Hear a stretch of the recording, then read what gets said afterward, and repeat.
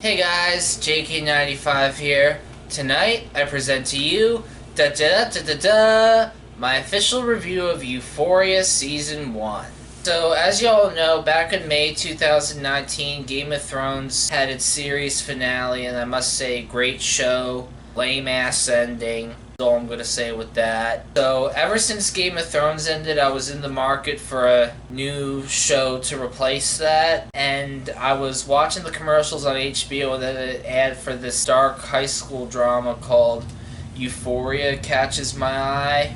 And I decided, hey, I'm going to give this a chance. It's a big departure from Game of Thrones. Similar concepts, different setting, different time, different place, etc., etc. So I decided to give it a chance, and I've been hooked ever since the very first episode aired. And then I just watched the season 1 finale last night when it premiered. The show got renewed for a second season about halfway through. I must say, my thoughts on HBO's new hit show Euphoria: 4 solid thumbs up. Absolutely amazing. Wonderful show. Great cast. Really captures the reality of high school today and how teenagers are today, and captures real struggles that teenagers today go through. Just to warn y'all, if you do decide to get into the show, it contains extremely sexually explicit content, some very violent scenes, and disturbing images galore. Not for the faint of heart. If you have a weak stomach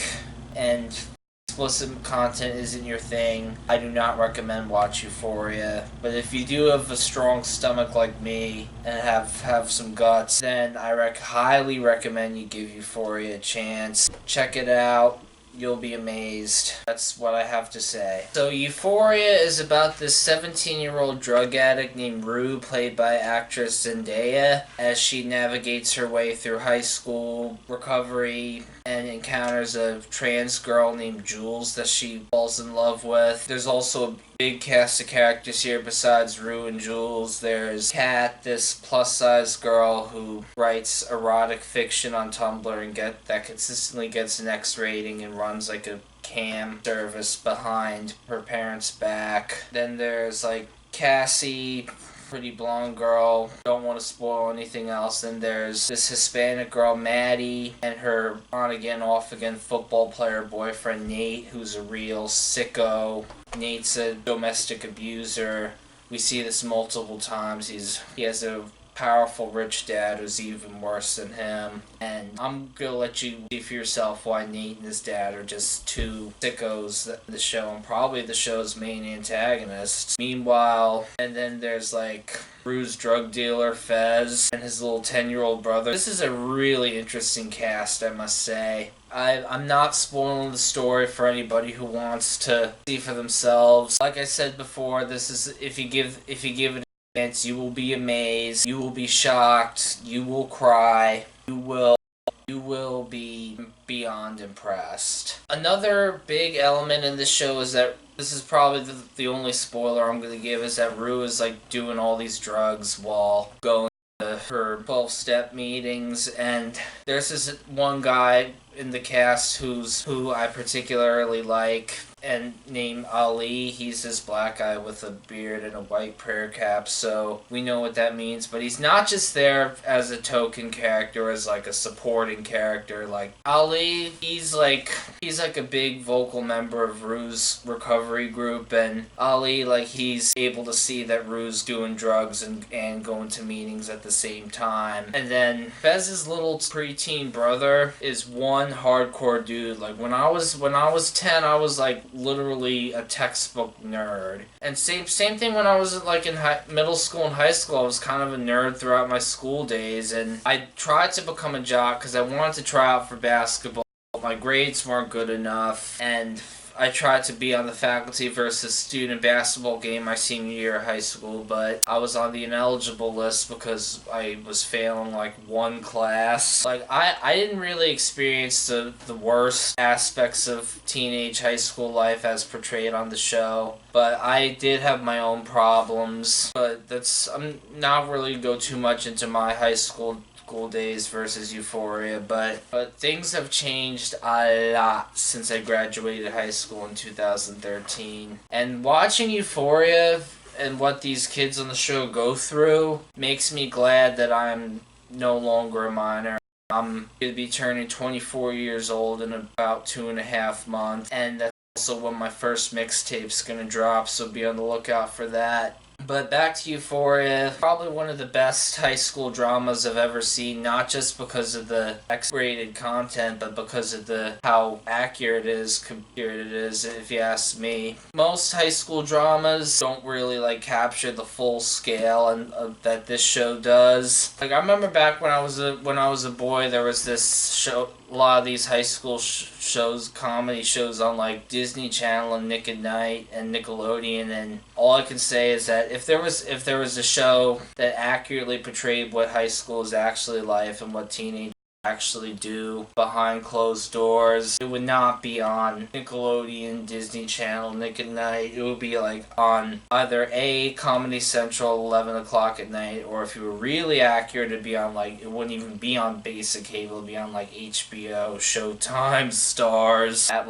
10, 11. So that's the other thing I like about Euphoria. And then get this, the Parents Television Council which is an organization I absolutely loathe with a burning passion. The Parents Television Council has claimed that Euphoria is marketing adult X-rated content to teenagers and preteens and little kids, which I believe is completely untrue. The Parents Television Council is owned by their parent organization Focus on the Family, headed by L. Brent Bronzel III, and Focus on the Family is a parent group of Parents Television Council, Family Research Council, and other quote-unquote pro-family organizations which claim to be about supporting quote-unquote family values, Christian values, biblical values, morals, etc. But their real specialty is homophobia, sexism,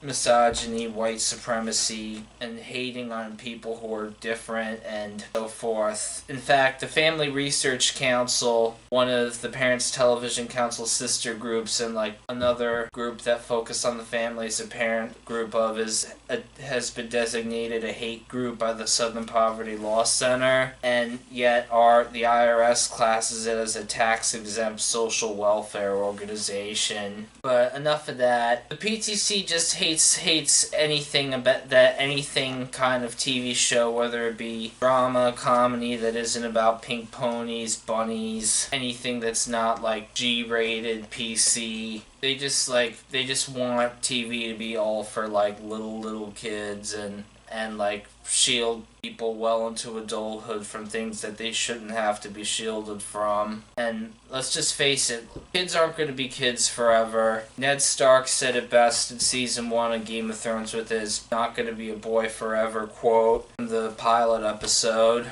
Nobody stays a kid forever. Well, that's my thoughts on season 1 of Euphoria. Wonderful show, excellent cast, really like Zendaya, really like Barbie Ferreira who plays Kat, really like the actress who plays Jules, who is actually transgender in real life, if you didn't know that. Really wonderful cast. I like that Ali guy from Rue's recovery group, but that Nate Jacobs guy and his dad are just two sicko whack jobs. Rue's mom I'm not particularly fond of either. Fez and his little brother are some real hardcore hustling people who are good at heart. I feel really bad for Maddie and pretty much everybody on the show. And this show, it's a wonderful show, great plot, but I must warn you once again that there are some really shocking, sickening moments that are not for the faint of heart, not for those with weak stomachs. I think somewhere halfway through the season, one of the last few episodes of season 1, there was this one incident that I'm not going to name names or describe what happens, but it was so shocking and violent. It was almost like Euphoria's Red Wedding moment, meaning that you didn't know it was coming, and it was so disturbing, so shocking, so vile, that moment that it just makes you want to cry. And it was you all remember the Red Wedding from season 3, episode 9 of Game of Thrones. when that episode first aired in 2013, many Game of Thrones fans who didn't read the books did not know that was coming, and it was like shock, traumatic for some people, and like that scene like reveled in gore, and then people who had read the books and knew it was coming had set up video cameras when that episode aired, videotaping the unsuspecting fans who weren't fans of the books before reactions. Just Google search Red Wedding reaction videos and you'll get millions of results. And so Euphoria had its Red Wedding moment, as so to speak. So just warning you, I'm not spoiling it, but just warn you that there's at least one moment like that in Euphoria, and there's like all this X-rated stuff and like moments that are not for those with weak stomachs, those for the faint hearts, and so forth. But anyways, if you're into this kind of stuff, more power to you. And if you like shows like this, I highly recommend Euphoria. Give it a chance. My final thoughts: not just 2 solid thumbs up, 4 solid thumbs up. JK95 here. This is my 90th video. I'm about 10 videos away from my 100th. I'm hoping to get more videos out soon, but then again, I make that promise a lot. It's not my fault. But once again, that is it for today, folks. JK95 here. Peace out.